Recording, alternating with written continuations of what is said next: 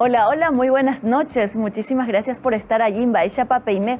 Hoy queremos darle seguimiento a los números que ayer compartíamos sobre la realidad de la niñez, los datos que maneja el registro del Estado Civil de las personas. También vamos a hablar con el Ministerio de Salud que maneja datos estratégicos sobre los nacidos vivos y cómo esto se interrelaciona y de alguna manera nos pueden dar un poco de luz sobre la realidad de los nacimientos, de las estadísticas que tienen que ver con la niñez en nuestro país. También vamos a compartir datos de la Policía Nacional. ¿Cuál es la diferencia entre identidad e identificación? Lo vamos a hablar esta noche aquí en El Descargo y también vamos a hablarle de una oportunidad única que tienen los estudiantes universitarios para trabajar y viajar en los Estados Unidos en estas vacaciones de verano. Vamos a hablarlo todo esto esta noche aquí en El Descargo. Soy María Cristina Sanabria. Bienvenidos.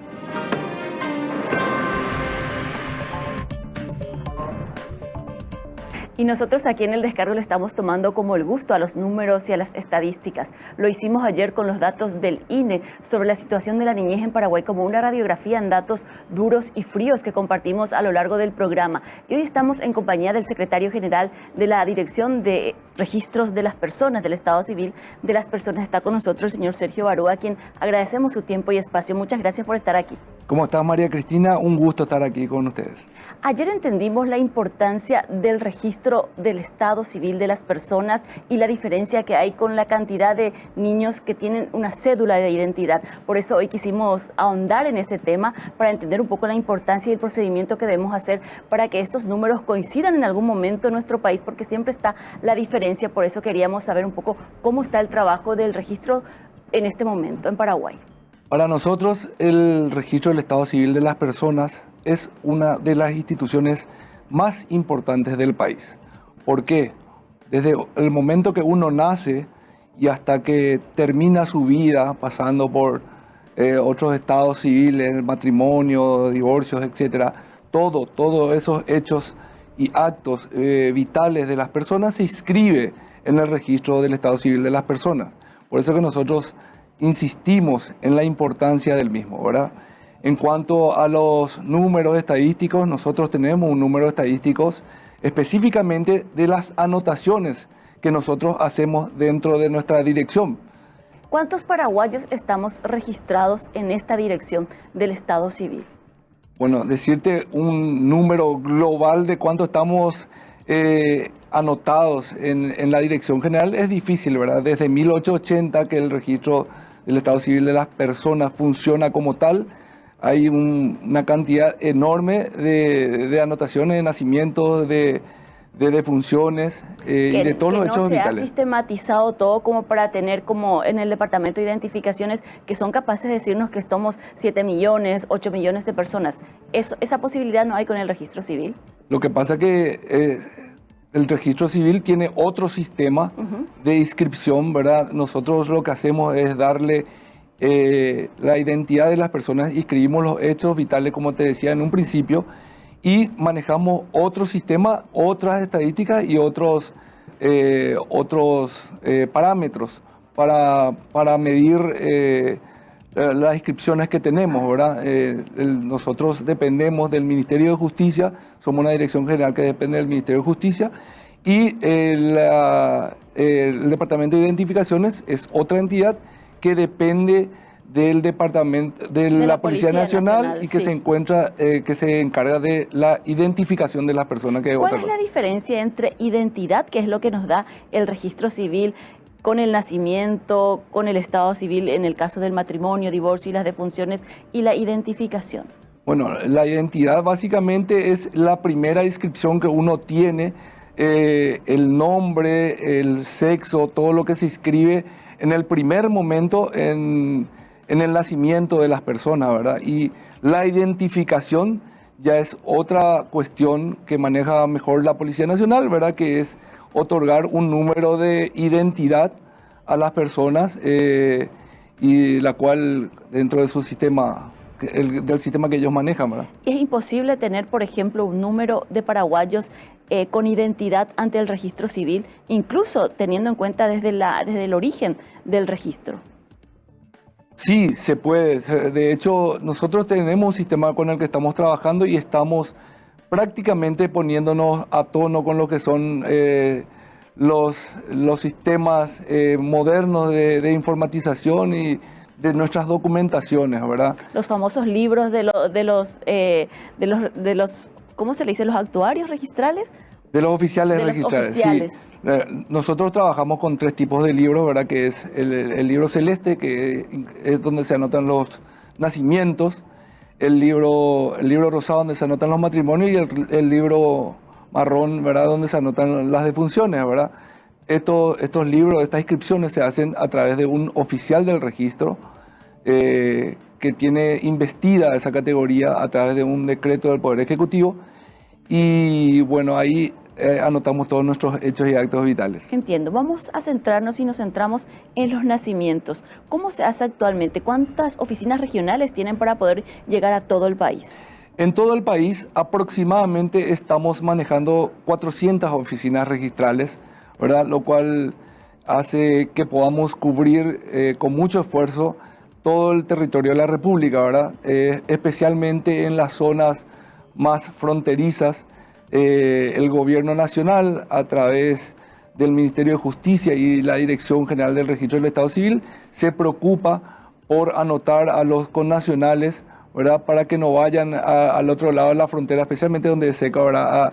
A inscribirse. Entonces, estamos trabajando en un programa interinstitucional entre varias instituciones, como lo dice el nombre, ¿verdad? Para evitar esta fuga de anotaciones en otro país. Ahí tenemos, esa es una captura de pantalla que hicimos del sitio web justamente del registro, donde está actualizado a julio la cantidad de registros de nacimientos por mes, de niños que nacen mensualmente. Somos bastante productivos, por cierto, aunque durante la pandemia me decía usted que estos números fueron mayores. Bueno, ¿O fue solamente una cosa que se instaló en el imaginario colectivo de la sociedad, pero era un tema bastante de lo que se hablaba mucho durante la pandemia? No, yo creo que se instaló más bien en el colectivo imaginario, pero en realidad las estadísticas en cuanto a nacimientos son muy similares entre los años 2020, 2021 y 2022 actualmente, ¿verdad? Estamos parejos los paraguayos en ese sentido. ¿Y cuántos de estos niños que nacen y son registrados por ustedes, por el registro del Estado Civil de las personas y que no tienen cédula, por ejemplo? ¿Hay una brecha bastante importante todavía allí? Nosotros creemos que hay una brecha todavía ahí, inclusive en las anotaciones prontas. El Gobierno Nacional y la Dirección General del Registro Civil insiste bastante en el tema de la anotación pronta de los niños, ¿verdad? Inclusive tenemos varias oficinas en varios nosocomios del Ministerio de Salud, en donde nosotros instamos a las personas, insistimos para que se anoten prontamente, ¿verdad? No obstante, en las zonas más alejadas es más difícil conseguir eso, ¿verdad? Sobre todo ahora con la instalación de las unidades de salud familiar que registran bastante nacimientos porque son los que están instalados en las localidades más alejadas. ¿Todavía ustedes no llegaron a las unidades de salud familiar? Sí, estamos trabajando muy de cerca con el Ministerio de Salud en ese sentido, ¿verdad? Para lo que te decía, lo de la anotación pronta, ¿verdad? Ellos anotan el certificado de nacido vivo, que es el documento fundamental para nosotros para la inscripción de los chicos dentro de nuestro sistema. Que lo expide el médico, ¿verdad? Lo expide el médico, tiene que estar firmado, sellado por el médico, identificando el sexo del chico y otros datos más, como la fecha de nacimiento, etc. ¿Y qué pasa con los que nacen con las parteras, esos nacimientos que todavía se hacen en las casas de las abuelas o con las parteras? Porque eso sigue habiendo en el interior.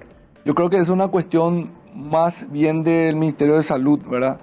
Pero lo que nosotros hacemos es, como te dije, es registrar los niños, los recién nacidos, que tienen el certificado vivo. Entonces, saber esa cantidad de nacidos con partera o con médicas, digamos, no certificadas por el Ministerio de Salud, para nosotros es un tema que escapa a nuestro trabajo. Pero ¿no hay algún proyecto de interconexión en el que los datos que se maneje, el registro, maneje el Ministerio de Salud, que hay un departamento de datos estratégicos que también más tarde creo que vamos a hablar con el director de esa área, para que se interconecten los datos? Esta es la era de los datos. El valor que tienen los datos es imposible de cuantificar a veces, pero que son importantes para la definición de alguna política de trabajo. para la definición de una política pública es fundamental tener al día las estadísticas, ¿verdad? Nosotros, por eso, como te decía, nos estamos poniendo a tono a los tiempos que corren en el tema de modernizar nuestras inscripciones, nuestros sistemas de trabajo, y estamos trabajando, como también te manifestaba anteriormente, muy de cerca con el Ministerio de Salud para que esa brecha que antes existía de anotaciones hoy se vea lo más cerca, reducido, y podamos tener, como ya dijimos, las estadísticas fundamentales para el desarrollo de nuestro país. La identidad es un derecho constitucional, Así el derecho mismo. a la identidad, a tener un nombre, un apellido, una patria. Y veía en el sitio web justamente ustedes que publicaron, justo acá en Asunción, ustedes no van a poder creer, pero aquí en la zona del Bañado se fueron a darle la identidad a una persona adulta, creo que tenía 38 años. Asimismo, ¿Y cómo se explica que esa persona no estaba registrado ni por ustedes, ni por la policía tampoco? imagínese un señor de 38 años que no figuraba en ningún lado. No existía para el país. No existía para el país, evidentemente, lastimosamente no pudo tener una educación, ¿verdad? Seguramente en alguna escuela lo primero que te exigen es el certificado de nacimiento, ¿Y él expedido no por el sabía registro civil. leer ni escribir, secretario? Realmente él firmó el acta porque yo estaba presente en Sí, el lo vi trabajo que hicimos justamente. en conjunto con la Policía Nacional de identificación de esta persona. Y él escribió, pero también se da a entender bien, pero realmente no sé el grado de educación, de instrucción que tenía la persona. Entiendo. Eso no es un único caso. O sea, me llamó la atención porque era aquí en la capital. Así Me parecía que ese tipo de hechos ya no había, pero regularmente tanto el departamento de ustedes como la Policía Nacional suele contar historias de personas que por primera vez, después de ser adultos, incluso de tener familia, están recibiendo la identidad y la identificación. ¿Cuál es el proyecto más cercano que se tiene para trabajar para que todos los paraguayos, pero absolutamente todos, tengan identidad? ¿Y existe algún número de un subregistro extraoficial que ustedes manejen de paraguayos que no tienen identidad? Si, por ejemplo, somos oficialmente 7 millones, ¿cuántos paraguayos no tienen identidad? Nosotros manejamos un subregistro de aproximadamente 20 a 30% de esa población, ¿verdad? O sea, es bastante. Y es cierto lo que 30% mencionas. de 7 millones, por ejemplo, ¿cuánto es? ¿10% de 700? Sí, a un millón de personas, para poner un número redondo, por decirlo, un ¿verdad? millón de paraguayos no tienen ni identidad ni identificación. Aproximadamente ese número es el que manejamos, ¿verdad? Y así como vos lo mencionabas, tenemos, por ejemplo, hace poco una señora adulta, hay una ley por la cual uno puede, por una declaración personal y a través de acompañamiento de testigos, siendo mayor de edad, inscribirse en el registro civil, ¿verdad?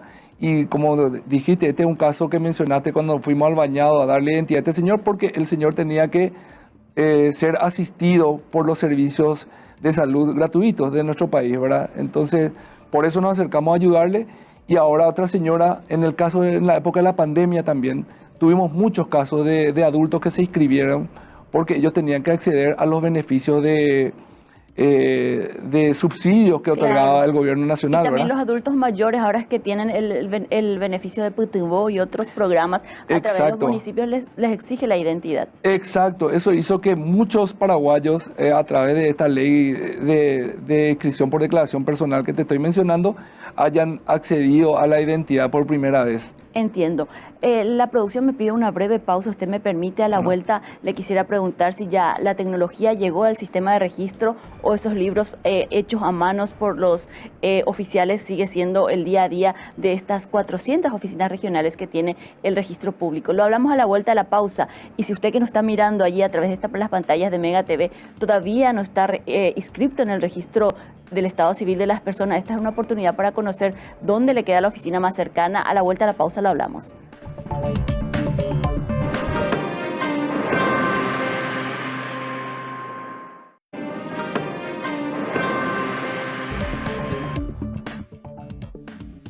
Lo malo de estas entrevistas es que lo más importante te dicen durante la pausa, pero después te dicen que al aire no se puede hablar. Bueno, pero respetamos las posibilidades que tenemos para seguir abordando este tema. Pero bueno, estábamos haciendo los cálculos reales porque antes de que terminemos, usted ya me interrumpió, me dijo 1 millón y tanto, pero en realidad es más. Si hablamos de un 20 o 30% de 7 millones de paraguayos son más. Usted es muy bueno con las matemáticas, me lo decía fuera de cámara. ¿Cuántos son realmente? Y entre 1.400.000 a 2 millones de personas aproximadamente. Yo no me puedo imaginar según que haya una persona cálculo, que no tenga nombre, que no tenga identidad, porque hasta para rayar en la libreta del almacén te tienen que conocer con un nombre y un apellido. Y seguramente tiene un nombre. ¿Cómo sobreviven esas personas? Realmente es un misterio también para nosotros, ¿verdad? Por eso que nosotros, el Gobierno Nacional y la Dirección General del Registro Civil insiste bastante en el tema de la inscripción, ¿verdad? Para tener una educación primaria gratuita tenemos que tener el certificado de nacimiento expedido por la Dirección General del Registro Civil. O sea, la primera anotación que tenemos que tener, ¿verdad? Y bueno, estamos trabajando, los ejes del gobierno están direccionados en ese sentido para la inscripción de las personas pronta. Y ahora lo están haciendo a través de una app en forma digital, me decía. ¿Eso facilita más que tener los números al día? ¿Cómo lo hacen? Bueno, actualmente estamos trabajando, como te dije, nos estamos poniendo a tono con la modernidad. Nosotros hemos implementado en la Dirección General de Registro Civil un sistema que se llama RUP, Registro Único de Personas, el cual estamos trabajando en la anotación de los nacimientos de los niños, ¿verdad? Niños y niñas de nuestro país. La app que hemos creado actualmente, o que ha creado el Departamento de Tecnología de la Dirección General de Registro Civil, es para llevar las estadísticas de las inscripciones que realizamos en los lugares más alejados, en las oficinas más alejadas de la capital, ¿verdad? Entonces ellos tienen un sistema en donde actualmente, por ejemplo, las defunciones, tenemos ya casi en tiempo real las anotaciones, ¿verdad? Ellos cargan en la app y ya directamente va a un banco de datos que tenemos en la central, ¿verdad? Porque las inscripciones en sí se siguen haciendo en los diferentes libros, a mano. ¿Y eso no existe un proyecto para digitalizar todo, incluso que los propios usuarios, los propios paraguayos, completemos el nacimiento de nuestros hijos? O sea, en esta era digital ya prácticamente podemos hacerlo todo a través del teléfono. Realmente para eso tendríamos que cambiar la ley, ¿verdad? El encargado del registro de las personas es el oficial del registro, ¿verdad?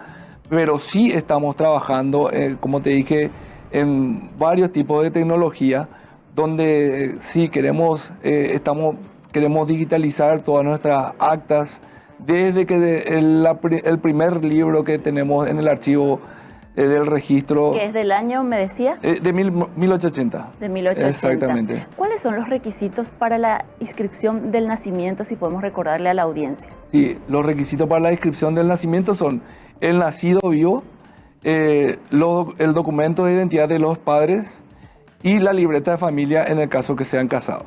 ¿Y en el caso para inscribir el matrimonio? El matrimonio es un acto solemne que se realiza en una ceremonia donde se lleva a cabo, se inscribe en un libro, se le otorga una libreta de familia, tienen que estar la cédula de identidad de los contrayentes y 2 testigos por cada contrayente. Creo que tenemos la placa de matrimonios que también se ha aumentado, o por lo menos creo que enero, febrero son los meses y diciembre en que la gente se anima a decir un sí, ¿verdad? Después disminuyen los números. Generalmente los primeros meses del año y los últimos meses del año. Más entusiasmados, ¿verdad? Exactamente, hay como un entusiasmo mayor, por decirlo, ¿verdad? Claro. Y la reducción, todos estos datos es bueno citarlo. Están en nuestra página web. Sí, esta es una captura del sitio web que tienen ellos y está bastante actualizado. Esto es gracias justamente a ese sistema digital en el que están inscribiendo las personas encargadas. Exactamente, se ha trabajado en la modernización de nuestra página web, en otorgar la mayor cantidad de datos a las personas allí presentes, ¿verdad? Y bueno, como podrán notar, el tema de matrimonio solamente se vio restringido en el 2020 a través del decreto presidencial, donde no podíamos juntarnos entre muchas personas a realizar las bodas, pero después se normalizó también. Y estos números son normales, son como promedios, he mirado según la estadística. Exactamente, son estadísticas que manejamos dentro del registro civil y que hemos querido reflejar en nuestra página web. También, antes de pasar al tema de las defunciones, mientras se prepara el cuadro, le quería preguntar si podemos ver un poco por qué hay personas que no tienen identidad y sin embargo están privados de libertad. ¿Cómo se lleva el juicio de esas personas? ¿Cómo es que llegan a estar privados de libertad, pasar todo por un proceso? ¿Habrá pasado por la comisaría, por algún juzgado y luego están sin identidad? ¿Eso es posible? Sí, realmente sucede y nosotros trabajamos con el Ministerio Público y también con el Ministerio de la Defensa Pública y a través también del acompañamiento de la Policía Nacional. Nos vamos hasta la Penitenciaría Nacional, un oficial del registro se va, hacemos todo un proceso de organización para constituirnos ahí y otorgar identidad a esa persona. O sea, esas personas no tienen ni identidad ni identificación, se van juntos, tanto la policía como ustedes. Nos vamos juntos, así como hicimos en el Bañado. Generalmente, por eso te digo, hay varias instituciones involucradas con mucha dedicación para tratar de hacer un buen trabajo en conjunto, ¿verdad? Y generalmente encontramos un eco muy positivo en el Departamento de Identificaciones. Nos vamos juntos y le otorgamos la identidad, le inscribimos en nuestro libro a mano, le hacemos firmar a la persona, si es por declaración personal, a sus testigos también, y le damos su copia de certificado de acta y ahí mismo ya le hacen la foto y después unos días le entran su cédula. ¿Es el propio sistema penitenciario el que les pide, vengan aquí, hay X cantidad de personas que no tienen identidad y que están en un proceso judicial? ¿O cómo es que ustedes reaccionan y van a los lugares de privación de libertad? Así mismo, como te decía, puede venir el pedido del sistema penitenciario mismo, que sucede en muchísimos casos, quizá la mayoría de los casos, y también viene de pedidos de parte del Ministerio de la Defensa Pública y del Ministerio Público. Aquí tengo una consulta y tiene que ver con el registro de las personas adultas. ¿Cómo pueden tener el registro de nacimiento? ¿Qué requisitos se le pide cuando no sabe dónde nació? Nadie puede dar fe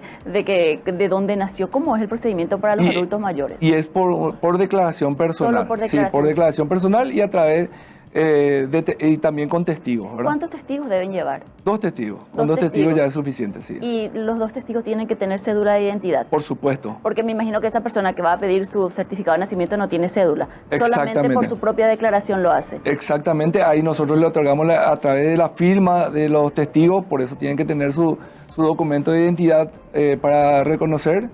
Y bueno, ahí le otorgamos la identidad a la persona adulta. Y estos programas de ayuda, de beneficencia para la tercera edad, implicó también la iniciativa de muchas personas de solicitar esta cédula, ¿verdad? Así mismo. Este certificado. Así mismo. Te cuento un caso particular también y seguramente en nuestras redes, en nuestras diferentes plataformas de información van a encontrar. Nosotros nos vamos también pedidos de los hogares de ancianos.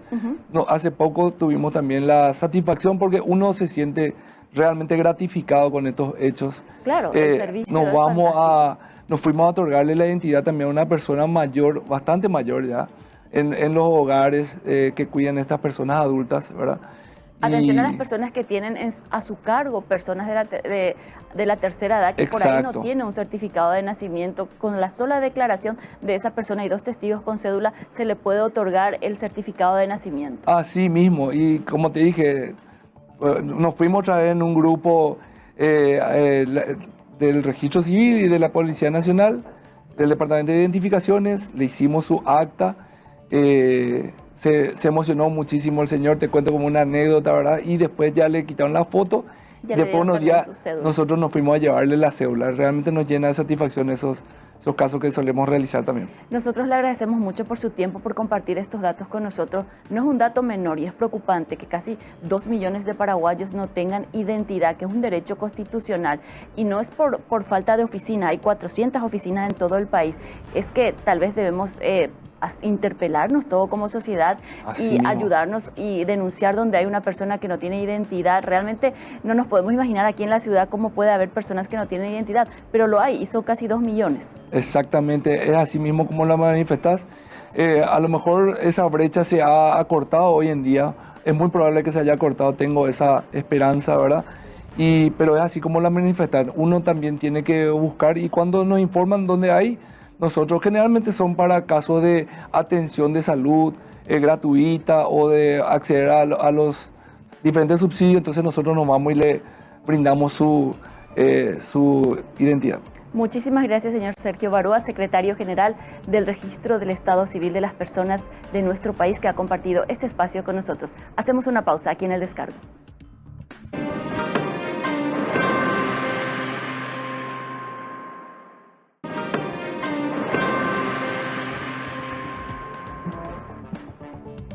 Estamos hablando de las estadísticas que tienen que ver con la niñez en nuestro país y en esta oportunidad estamos en comunicación con el señor Edgar Tullo, él es director de Información Estratégica del Ministerio de Salud. Muchísimas gracias por atendernos, señor Edgar. Buenas tardes, ¿qué tal? ¿Cómo estás? Muchas gracias a ustedes por la comunicación. Estamos hablando un poco de la importancia de los registros y de los números, sobre todo de los datos para la hora de formulación de políticas públicas, y esto tiene que ver con la niñez. Arrancamos ayer, le cuento, porque estábamos hablando con el director del INE de los datos que tienen sobre la cantidad de niños en el área rural, en el área urbana, y también luego después compartimos unos datos del Departamento de Identificaciones que nos hablaba de 936.000 niños, mujeres que tiene registrado y 893.243 varones que tienen en número, en cantidad. Hoy quisimos ahondar con la cantidad de registros que tiene la Dirección del Estado Civil de las Personas en Paraguay, y también queríamos saber lo que maneja el Ministerio de Salud, porque en realidad lo que vemos son como varias organizaciones, pero no hay como un compacto de los números. Cada uno tiene un diferente sistema de inscripción, entonces queríamos saber cómo se conjugan todos esos números que tienen que ver con la niñez y querríamos conocer el aporte del Ministerio de Salud en ese contexto. Sí, perfecto. Primero hablar del certificado de nacido vivo que cuenta el Ministerio de Salud y está implementado en todas las instituciones públicas, privadas y mixtas de todo lo que está a nivel país. Y ese registro es único y todo el personal de salud y las instituciones están obligadas en entregar a la madre en el momento del nacimiento. En ese documento, o sea, con ese documento, la mamá va al registro civil para poder retirar su certificado de nacimiento. El mismo proceso se hace para la defunción. Entonces, con esa información, ellos van al registro civil y retiran el certificado de nacimiento y ellos le exigen ese documento. Ahora, cuando no nació en una institución de salud, podría ser con una partera empírica o haya nacido en un hospital donde no depende del Ministerio de Salud y por algún motivo no utilizó el certificado, entonces tiene la ley que con 2 testigos puede adquirir en el registro civil el certificado de nacido vivo. Lastimosamente, en ese caso, el Ministerio de Salud pierde esa información, ¿verdad? Pero se aplica la ley para las personas que no tienen a mano el certificado o no se le entregó, o en algunos casos también puede ser que haya perdido la mamá, ¿verdad? Y muchas veces cuando pierde la mamá, el Ministerio de Salud le otorga una copia, ¿verdad? Y a veces capaz va directamente al registro civil, donde puede también argumentar que no se le entregó y con 2 testigos puede adquirir, ¿verdad? Desde el año 2020, 19, antes de la pandemia, hemos trabajado con el registro civil para poder agregar una pregunta en el instrumento que ellos utilizan, justamente donde ellos puedan registrar el número de certificado de nacido vivo, de tal forma poder cruzar y de repente tratar de verificar si hay algunos datos o algunos nacimientos que nosotros no los hemos registrado o viceversa, ¿verdad? Entonces, ese trabajo lo vamos a estar trabajando con el INE también, que justamente es un componente muy importante en este proceso, porque justamente ellos publican las estadísticas vitales de forma anual. Entonces, con datos ya del 2021 vamos a estar trabajando, haciendo el cruce de datos con las 3 instituciones. Es decir, ¿a partir de qué tiempo nosotros podríamos saber la relación que existe entre el registro de nacidos vivos, el registro civil de las personas y la cédula de identidad? Porque de acuerdo a las entrevistas que voy haciendo hay como una diferencia, hay como una brecha y no todo está en línea o tiene una relación directa. Sí, nosotros el proceso de cruce de información con registro civil vamos a hacer con los datos del 2021. ¿Lo van a hacer este año? Sí, de este año. Este año nosotros vamos a cerrar lo de 2021. Entiendo. Cerramos prácticamente entre septiembre y octubre, porque tiene todo un proceso también de carga de datos en aquellos lugares donde no se pudo ingresar el dato. Entonces después hacemos la parte de calidad de información y ese nos lleva prácticamente 8 a 9 meses. Ahí vamos a estar trabajando con el registro civil en el momento de cerrar la base de datos, de poder corroborar qué números ellos, o sea, qué porcentaje ellos tienen como registrados y salud no, y viceversa, ¿verdad? De tal manera de también, en base a esos números, hacer un cronograma de trabajo y tratar de reducir esa brecha. Claro, porque en este momento cada institución tiene como un número distinto, no están todavía correlacionados, no están cruzados. El secretario del registro del Estado Civil de las Personas me habla de un subregistro de aproximadamente 2 millones de paraguayos que no tienen certificado de nacimiento y por ende no tienen cédula de identidad. Si hablamos con el Departamento de Identificaciones, la brecha es mayor. ¿Ustedes cuál es el número que manejan de personas que no han pasado ni siquiera por tener ese certificado de nacido vivo, doctor, o nacido que ya haya muerto el bebé? Bueno, nosotros tenemos el número de nacidos vivos, tenemos una reducción en los últimos 4 años de forma drástica, ¿verdad? Y no baja tanto como la tasa de fecundidad, porque también tenemos un descenso dentro del país de la tasa global de fecundidad, pero desciende mucho más lento que los registros. Si nosotros vemos la cobertura de lo que tenemos hoy registrado, vamos a tomar 2020, que es el año cerrado. Dale. Nosotros cerramos 102.722 nacidos vivos. Con ese número nosotros cerramos 2020, y si hacemos un comparativo del año con donde más registro tuvimos, que fue en el año 2015, que alcanzamos 116.181, tenemos un 11% de reducción prácticamente, ¿verdad? Ahora, también usamos los datos del INE, donde el INE, en base al censo 2012, donde se hizo una estimación hasta el año 2025, sí, ellos dicen que tenemos que encontrar o tenemos que tener como país 144.940 nacimientos, ¿verdad? Y salud en el año 2020 registró 102.722, que eso hace un subregistro de prácticamente 29%, si es que nosotros hacemos esa comparación directa. Entiendo. ¿Verdad? Recién ahora con el censo que se va a estar realizando en el año 2002, podremos corroborar realmente si ese porcentaje es realmente ese valor o tiene algún descenso y se fue impactado por la tasa global de fecundidad. Entiendo, pero incluso ese subregistro tiene casi el mismo porcentaje del subregistro que nos hablaba el señor secretario de la Dirección de Registro del Estado Civil, que es casi del 20 y 30%, es decir, estamos allí nomás de las personas que no puede el Estado de alguna manera registrarlos, darle una identidad, darle una cédula de identificación también. Claro, nosotros si hacemos ese número, esa división directa, es exactamente prácticamente 30% de su registro que estamos teniendo, ¿verdad? Y es un número alto, porque imagínate que todos los indicadores que salen de la fuente de estadísticas vitales, que en este caso es nacido vivo, va a tener ese aspecto importante, ¿verdad? Y cuando hablamos de un 30%, tampoco el indicador va a ser tan creíble como tal. Entonces es importante mejorar esa cobertura y tratar de hacer en algún momento algún tipo de ajuste, considerando también el descenso de la tasa global de fecundidad, ¿verdad? Y eso es lo que estamos trabajando con el licenciado Iván, justamente, desde el INE, para poder ver y analizar entre las 3 o las 4 instituciones cuál es el mecanismo que podemos utilizar para poder tener una justificación desde la reducción, si realmente existe esa reducción.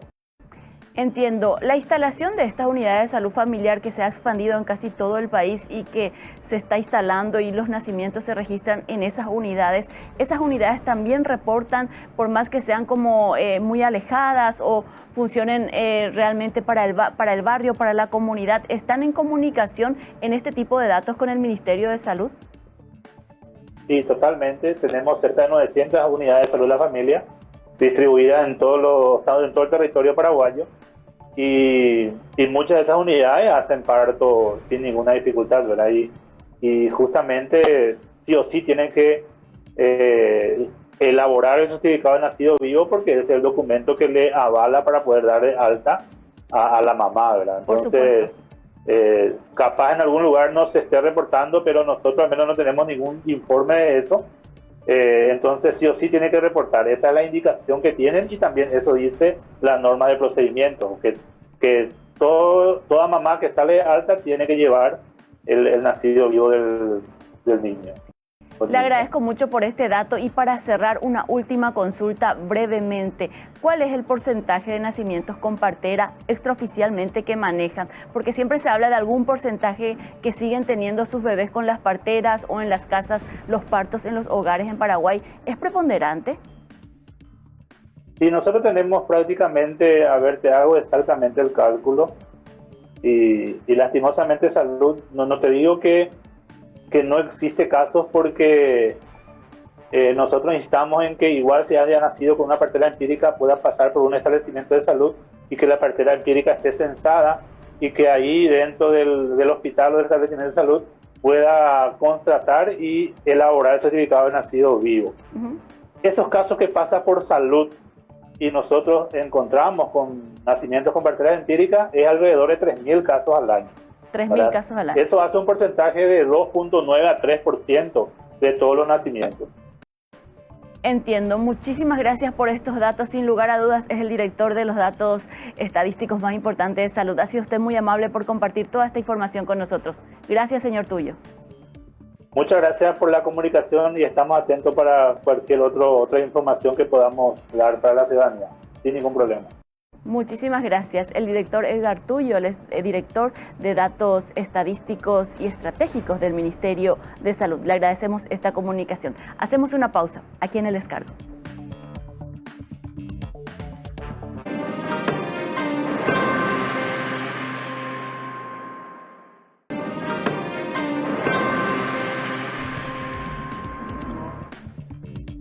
Y para cerrar el programa esta noche les queremos hablar de oportunidades. Y vaya oportunidad es la que van a tener los estudiantes universitarios que quieran ir a trabajar, viajar a los Estados Unidos y trabajar allí durante este verano. Está con nosotros aquí en los estudios de Mega TV la señora Gabriela Bertolucci de la Fundación IE Intercultural Experience.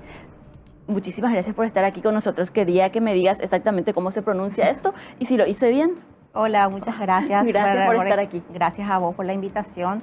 Pronunciaste casi bien. Casi bien. IE Intercultural Experience. O sea, las siglas españolizaron. Españolizamos, Okay, sí. perfecto. Hicimos un mix, ¿verdad? Para no abandonar tanto nuestras raíces. Está muy bien. Esta organización trabaja hace mucho en Paraguay y siempre es generando este tipo de oportunidades, como ya le decía a los jóvenes estudiantes universitarios, a los papás que nos están escuchando. Esta es una oportunidad fantástica para los chicos que están estudiando y tienen inglés, ¿verdad? Así mismo. Bueno, nosotros estamos desde el año 2006 trabajando con diferentes programas de intercambio cultural. Uno de ellos es este programa que se llama Work and Travel. Somos una ONG, ¿verdad? Creada por paraguayos que apostaron a estas experiencias de vida, porque de eso se trata, ¿verdad? De darles a los chicos una oportunidad de aprender a través de una experiencia que les sirve para siempre. Uno de estos programas es el programa Work and Travel, que ofrece estas oportunidades de trabajo para los chicos que quieran disfrutar de unas vacaciones universitarias diferentes. Todos los programas que nosotros administramos son programas reconocidos por el Ministerio de Educación como interés cultural y educativo. Entonces eso nos hace un poco diferentes a lo que normalmente podemos encontrar acá en Paraguay. Y también está regulado por el Departamento de Estado de los Estados Unidos, que a mí me dio así como una garantía de seriedad. Exactamente. El programa Work and Travel específicamente está desarrollado por el Departamento de Estado. Son ellos quienes establecen los requisitos, ¿verdad? Entre ellos ser estudiante universitario, tener entre 18 a 28 años o 29 excepcionalmente, y tener un nivel de inglés intermedio. Entonces, a través de este programa de intercambio cultural, los chicos pueden vivir una experiencia real de trabajo, ¿verdad? Que no interfiera con con su periodo lectivo, digamos, ¿verdad? Los trabajos son normalmente en el rubro de hotelería, turismo y gastronomía, entonces no requieren una experiencia laboral previa, sino más bien es, digamos, que un adicional para que los chicos puedan realmente disfrutar del intercambio cultural, que es el propósito de este programa. Y los chicos, para formar parte de este proceso, ¿dónde pueden presentarse? ¿Dónde pueden recurrir para poder postularse y ser seleccionados? Bueno, nosotros estamos organizando ahora una feria con 2 empleadores norteamericanos que van a venir exclusivamente para realizar las entrevistas de contratación para los chicos que quieran aplicar para esta temporada. Son 2 empresas enormes, ¿verdad? Una asentada en Colorado y otra en Missouri, y cada una de ellas ofrece diferentes puestos de trabajo. La feria que estamos organizando se va a realizar el día sábado 27 de agosto, en casi 2 semanas. Y todos los chicos que quieran aplicar pueden contactar con nosotros, con la Fundación IE, ¿verdad? No sé si doy los números. Por favor, los números. Pueden contactar al 0981-790-007 o al 0981-220-514. Y nosotros ahí le brindamos toda la información sobre requisitos, procesos, trámites, ¿verdad? Que ellos tienen que cumplir para asistir a esa feria. Para el 27 ya tienen que hacer todo el proceso. Sí, para el 27 lo que tienen que hacer ya es inscribirse, ¿verdad? Completar un formulario de inscripción donde ellos manifiestan que son estudiantes universitarios, ¿verdad? Los documentos que necesitamos para el proceso de aplicación pueden ir completándolos después, ¿verdad? Pero los requisitos son excluyentes. O sea, este es un programa únicamente dirigido a estudiantes universitarios cursando carreras de grado. Y con un nivel intermedio de inglés. Sí. ¿Por qué? Porque ellos van a ir a trabajar para gozar de una buena experiencia laboral y también para, digamos, que absorber la cultura americana. Tienen que tener cierto conocimiento del idioma. También es una oportunidad para mejorar el inglés, porque nunca es suficiente lo que uno aprende en las aulas como cuando uno está hablando y gestionando en inglés. Así mismo. Y aparte el idioma que ellos manejan, el nivel de idioma que manejan ellos allá es, digamos, casi nativo, ¿verdad? Aparte de ser una fantástica oportunidad también de hacer amigos de otras nacionalidades, porque este programa está abierto para todos los chicos del hemisferio sur en esta temporada. Pero creo que la experiencia, incluso aquí desde Paraguay, ya es enriquecedora, porque tener una feria de empleo, unas primeras entrevistas con personas que vienen de afuera, no es lo mismo que buscar trabajo aquí a nivel local. Siempre es una experiencia que genera riqueza, un capital social para cualquier persona que se está formando en lo profesional. ¿Estas entrevistas van a ser personales de estos empresarios que vienen de los Estados Unidos? Sí, serán entrevistas personales. Nosotros le vamos a guiar en los procesos de preparación y justamente esa es la oportunidad que queremos hacer llegar a la gente, ¿verdad? Que es una oportunidad que, bueno, hace tiempo no estamos pudiendo realizar por el tema del COVID, si bien nosotros ya tuvimos otras ferias en años anteriores con mucho éxito, porque ya es como un primer roce. Claro. Con los empleadores americanos, entonces eso ya genera cierta sinergia, ¿verdad? Y los chicos se entusiasman mucho porque evidentemente esa oportunidad solo la tendrían en esta ocasión, porque normalmente los procesos se realizan virtualmente de las entrevistas. Sin embargo, ahora ellos van a tener esta oportunidad.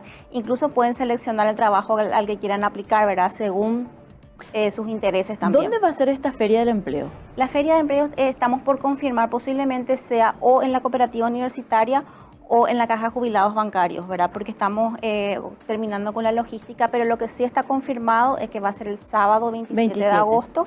Nosotros vamos a estar informando en nuestras redes sociales, ¿verdad? Del lugar y de los horarios de las entrevistas. De hecho, solamente los chicos que están inscritos van a poder asistir a la feria porque por una cuestión también de logística. Por supuesto.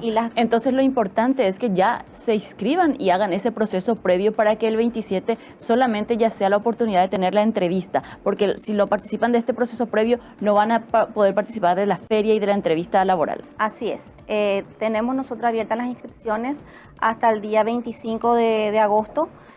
porque tenemos también plazas limitadas, ¿verdad? O sea, cada empleador ofrece una cantidad específica de puestos de trabajo. ¿Cuánto aproximadamente? Y tenemos aproximadamente 60 puestos de trabajo abiertos. ¿Por cada empresa? Por ambas empresas. Por ambas empresas. Por Serían ambas 30 en Colorado y 30 en Missouri. Y más o menos. En realidad que en Missouri tenemos más puestos habilitados. Y como decía, ¿verdad? Los chicos que se inscriben antes, que reservan antes sus lugares, tienen la opción de elegir los puestos más de su interés, ¿verdad? Porque a medida que van quedando los puestos disponibles son los que van a poder acceder. Y si son seleccionados, se van a trabajar diciembre, enero, febrero.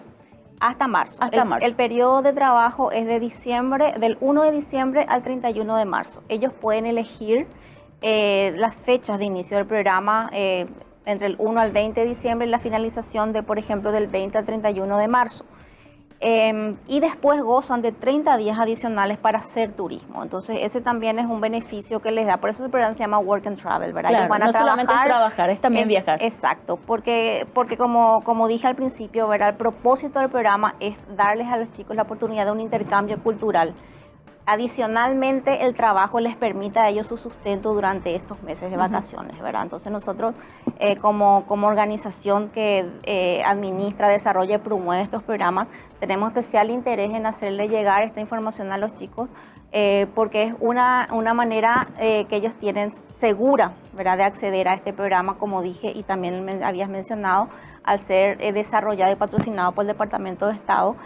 Aplica para una visa especial de intercambios culturales. O sea, es una visa J1 para la cual ellos tienen que aplicar como participantes de este programa.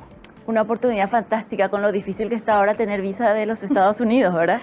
Y sí, esta visa les permite trabajar, ellos van a ganar dinero, ellos van a tener todas las prerrogativas, sean derechos y obligaciones de los residentes legales de los Estados Unidos durante el periodo del programa. De hecho, ellos tienen un seguro social, ¿verdad? Su número de seguro social, que es la identificación ante el gobierno.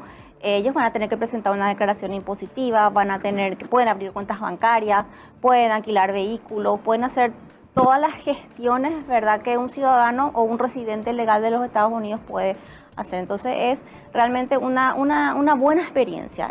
Y por la mayoría de los casos que tenemos, todos los chicos repiten, quieren hacer 1 o 2 años, porque es realmente un programa muy lindo.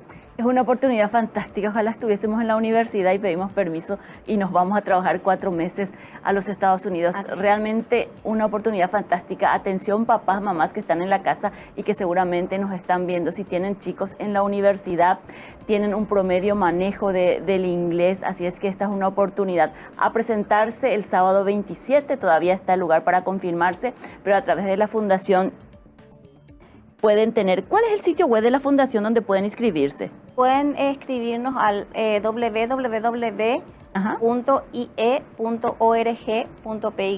¿Y en las redes sociales están como? Intercultural Experience. Estamos en Facebook, Instagram, Twitter, TikTok, todas las redes sociales. Tratamos de estar en sintonía con el segmento joven, aunque nuestros programas no son solamente para jóvenes. Aprovecho para comentar que también tenemos otros programas enfocados a todos los segmentos, desde niños de 9 años hasta personas 70 años que quieran vivir una experiencia intercultural. O sea, tenemos posibilidad los de 40 y tantos. Por supuesto. Vamos a entrar a ese sitio web para ver si tenemos alguna oportunidad también de viajar y trabajar en los Estados Unidos. Muchísimas gracias por compartir con nosotros esta experiencia, Gabriela. Realmente es una oportunidad, así es que chicos, aprovechen. Viajar es una oportunidad fantástica y única. Uno crece increíblemente en estas experiencias. Y realmente es una experiencia de vida. Nosotros trabajamos con mucho ahínco, ¿verdad?, para fomentar estas experiencias de vida, porque justamente la misión de la Fundación como organización es la de fortalecer las habilidades de nuestros jóvenes, crear nuevas competencias, fomentar los valores, ¿verdad?, de tolerancia, respeto a la humanidad, fraternidad, justicia, y estos valores uno los refuerza, los reafirma cuando tiene una experiencia de vida significativa, como es la que aporta este programa. Así que gracias a ustedes por el espacio y a las órdenes para toda la información que requieran. Gabriela Bertolucci, ella es de la Fundación IE, que compartió esta experiencia con nosotros. Aprovechen, papás, comuníquenle a sus chicos, a sus sobrinos, a sus nietos. Esta es una oportunidad fantástica y en las redes sociales ustedes le van a encontrar a la Fundación IE también como Intercultural Experience. Así es que nosotros queríamos compartir esta experiencia también con ustedes. Nos encontramos nuevamente mañana a las 20 horas aquí en El Descargo. Muchísimas gracias por elegirnos para informarse. Tapende Pujare Prainte. Chau, chau.